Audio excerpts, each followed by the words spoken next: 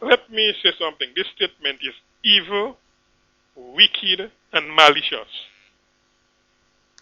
And I just want to categorically deny that I ever threatened to shoot Mr. Astaphan or anybody of the Freedom Party. Let me tell you that Mr. Astaphan has been the one who has been harassing me each time he meets me on the road, telling me that I am corrupt like Mr. Skerrit because I have been covering up for Mr. Skerrit.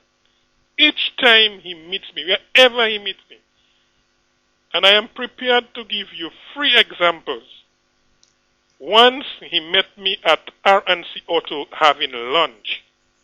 He walked up to me and tell me why I am not reporting on the Susan Oldie matter because Mr. Skerrit has involved in some corrupt activities, and as Director of Audit, I need to report on this.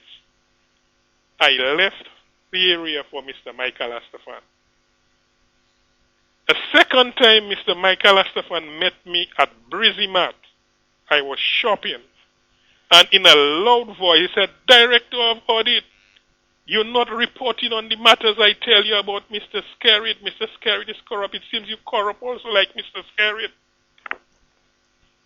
I left. I just put down my basket. I left and I took my vehicle and I went. I didn't tell Mr. Michael Astaphan anything.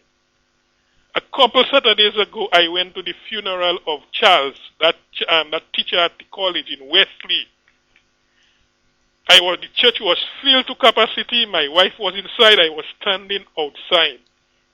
Mr. Michael Astaphan walked up to my ears and started whispering, oh, you're still not reporting. What happened to the money or that the Venezuelans had on the sea? Mr. Skerrit has given to people in his red clinic. Why are you not reporting on that? You corrupt like Mr. Skerrit. Brother man, I had to leave the area and go to the back of the church to avoid Mr. Michael Astaphan. On Wednesday night, I was listening to the program, yes, and I hear Mr. Michael Astaphan launch a tirade on the Director of Audit, saying that the Director of Audit is corrupt to the core because he is not reporting on Mr. Skerrit. So that night I met Mr. Michael Astaphan, Mr. Johnson Boston, and Mr. Sabroach close to the tobacco factory. So I did approach Mr. Michael Astaphan and tell him, partner, why don't you give me a break? You meet me on the road, you harass me. You go on the radio, you try to tarnish my character. Why don't you give me a break?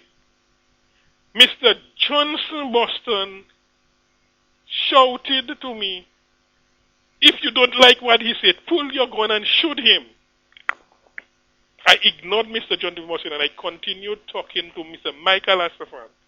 Mr. Johnson Boston again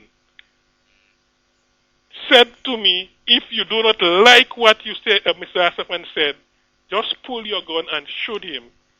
All I did when I heard this, I said, Mr. Michael Astaphan, if you do not stop harassing me, I will deal with you.